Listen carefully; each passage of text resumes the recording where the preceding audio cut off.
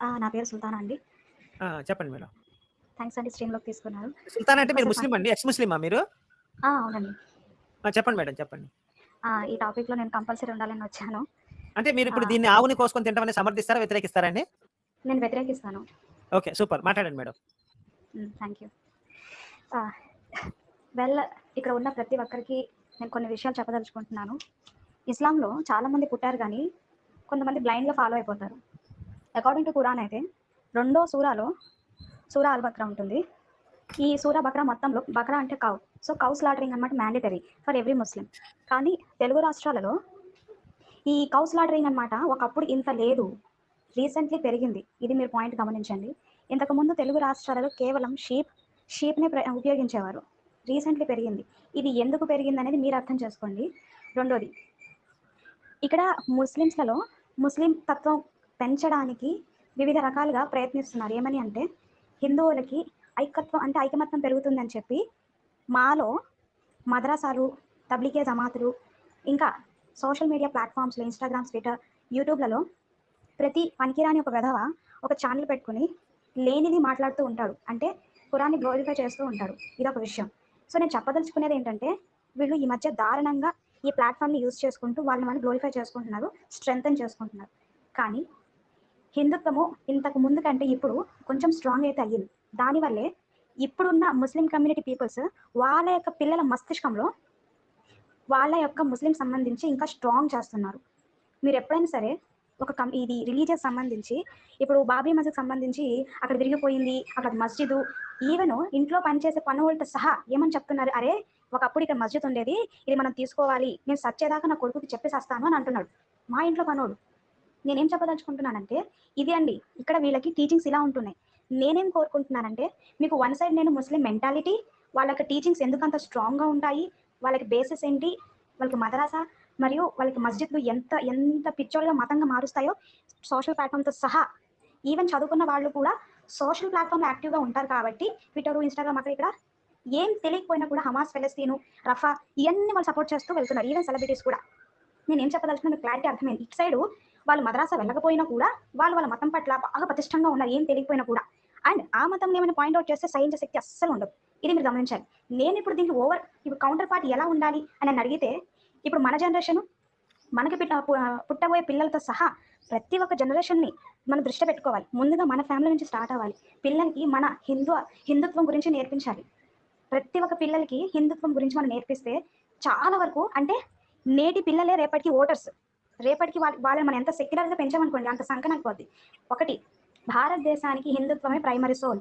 హిందుత్వం భారతదేశానికి కోల్పోతే ఈ వెస్టర్న్ అండ్ వోక్ కల్చర్ వల్ల సంకనాకిపోద్ది ఈ దేశం. మరో ఫ్రాన్స్, మరో యూరోపియన్ కంట్రీ లాగా మారిద్ది. సో, విషయం ఇది. దీనికి కేవలం ముస్లిమ్స్ మాత్రమే కాదు ఫైట్ చేస్తుంది లెఫ్టిస్ట్ ఈ మెంటాలిటీకి. ఇది చాలా ఒక పెద్ద ఒక గేమ్ అండి. మన ఈ గేమ్‌లలో ఈవెన్ మీరు అప్‌లోడ్ చేసే యూట్యూబ్ ఛానెల్స్‌తో సహా కూడా చాలా రిస్ట్రిక్ట్ చేసేస్తాయి.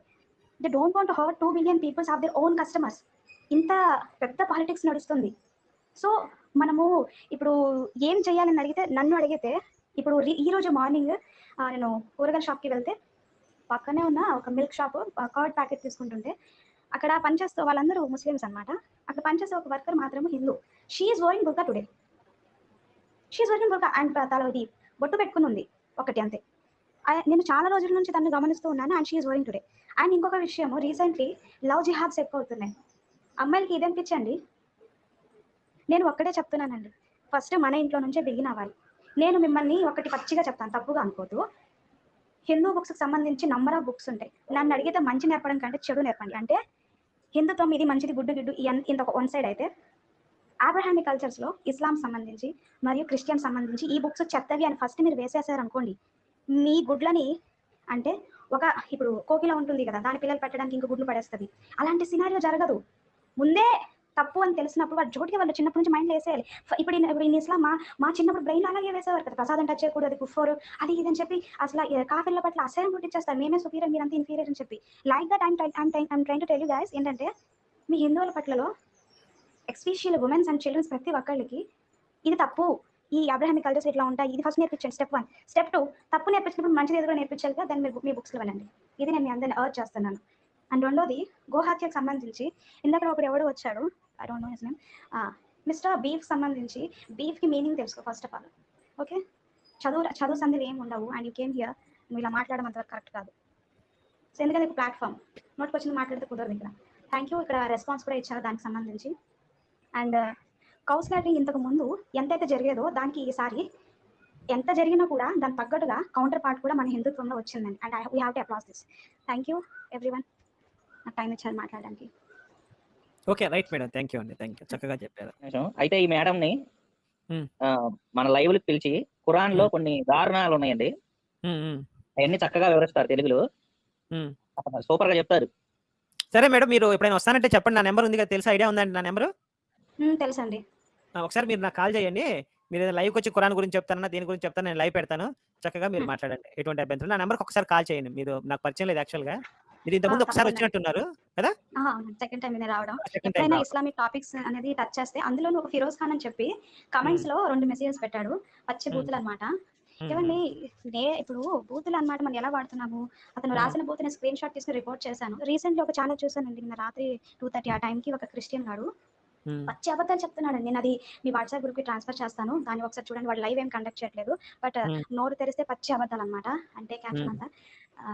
బట్ ఇంకొక విషయము, ఈ ఫిరోజ్ ఖాన్ రాసిన బూతుల్లో వాడు కానీ చూస్తే ఒక మాట చెప్తాను. అరే నువ్వు రాసిన బూతులో ఒకసారి బీప్ చేసుకోండి ప్రతి ఒక్కరు. రాసినేనంటే మీ అమ్మ పి అని రాసావు కదా, PUKU అని చెప్పి. అరే అందులో నువ్వు రాసిన దాంట్లో నేను ఖురాన్ నుంచి చెప్తున్నాను విను. సూరా నూర్ 33లో మీ ఇంటి ఆడవాళ్ళని ఫతియాకుతుహుం అని ఉంటుంది. మీ ఇంటి ఆడవాళ్ళని ఏంటి వెజైనాని అమ్ముకుని ధనవంతులు అవ్వు అని ఉంటుంది. మీ ఇంటి ఆడవాళ్ళంటే మీ అమ్మ, మీ చెల్లి, వదినమ్మ, నీ కూతురుతో సహా ఎంతమంది ఉంటారు ఆడవాళ్ళు, మీ నానమ్మ, అమ్మమ్మ, అందరికి వెజైనాస్ అమ్ముకోమంటున్నారు. ఏంటి ఇంకా పచ్చిగా రాస్తున్నాయి. నేను చెప్పలేం, బాగోదు కదా. ఇవన్నీ ఆల్రెడీ మనం చెప్పాము, రిఫర్ చేసుకో. అని నేను తప్పు చెప్తున్నాను అనిపిస్తే వచ్చి నా ఛానల్కి నేను రాంగ్ అని ప్రూవ్ నా ఛానల్ ఎడిట్ చేస్తాను. సో ఇది సవాల్.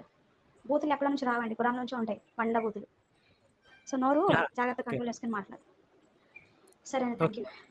ఓకే అండి, రైట్.